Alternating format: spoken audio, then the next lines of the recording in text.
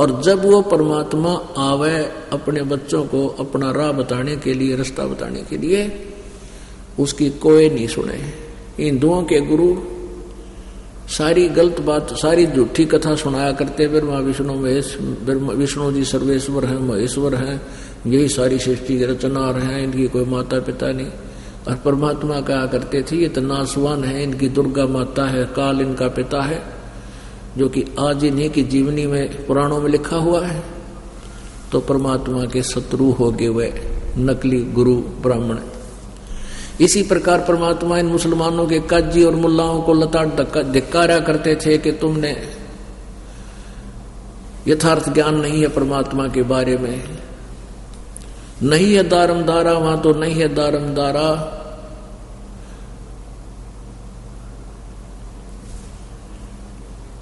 और 300 रोजे खून करत हो, कैसे हो दीदारा। कहते हैं दिन में तो रोजे रखे और सांझ ने बकरी मार के खा ली, गऊ मार के खा ली, के पुण्य कराया तुमने तो पाप इकट्ठा कर लिया। तो इस प्रकार से वो दोनों हिंदू और मुसलमान दोनों ही परमात्मा के विरोधी बनते चले गए। किन्होंने बना दिए? नकली गुरुओं ने। लेकिन परमात्मा की समर्थता से कि जिनको लाभ हुआ वो 64 लाख शिष्य कबीर जी के हो गए थे।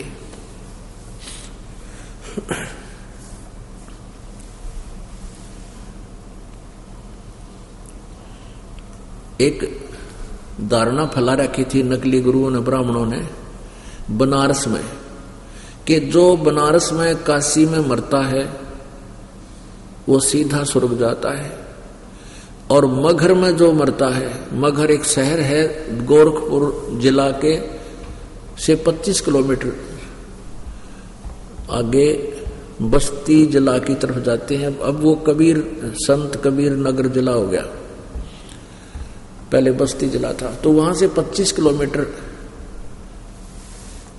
गोरखपुर, ये गीता प्रेस वाला गोरखपुर से 25 किलोमीटर की दूरी पे एक मगहर कस्बा है।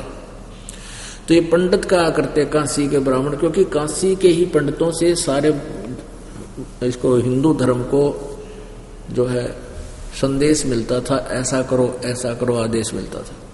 तो वो कहा करते थे भाई काशी में जो मरेगा वो सीधा स्वर्ग में जाओगा, और मगहर में जो मरता है वो गधा बनता है, मगर मत मरियो कोई भी। परमात्मा कहा करते थे भाई सच्ची साधना करो, सत भक्ति करो, और कितना मरो। अच्छे भक्ति करने वाला कहीं भी मृत्यु होती है सीधा अपने यथा स्थान पर जाएगा जिस भी लोक की उसने भक्ति कर रखी है। और पापी पापात्मा भक्ति गलत शास्त्र विरुद्ध करने वाला मगर मरो चाहे काशी, वो सीधा नरक में जाओगा। अब ब्राह्मण लोग इस बात का विरोध किया करते थे, ये दुल्हा तो झूठा है, कपटी है, ये सारी उल्टी बात करता है, ये सब धर्म के विरोध, धर्म का विरोधी है। तो परमात्मा कहने लगा भाई मैं मगर में मरूंगा।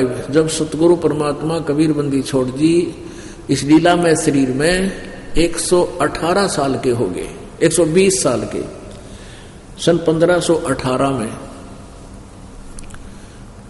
और संवत 1575 में कहने लगे कि मैं मगहर में शरीर छोड़ दूंगा, और भाई तुम अपने पोथी पत्रे लेकर आ जाइए ब्राह्मणों, और देखियो मैं कहां जाऊंगा, स्वर्ग जाऊंगा या नरक जाऊंगा। उस समय तक परमात्मा कबीर जी की लीला से, महिमा से परिचित होकर के काशी का नरेश वीर देव सिंह बघेल, वीर सिंह बघेला कहा करते सिंपल लैंग्वेज में, वो भी कबीर परमेश्वर जी का शिष्य थे। और मगहर का नवाब बिजली खां पठान था, वो भी परमात्मा के शिष्य हो गए थे। ये कभी सुनाएंगे ये सारी कथाएं आप जी को धीरे धीरे।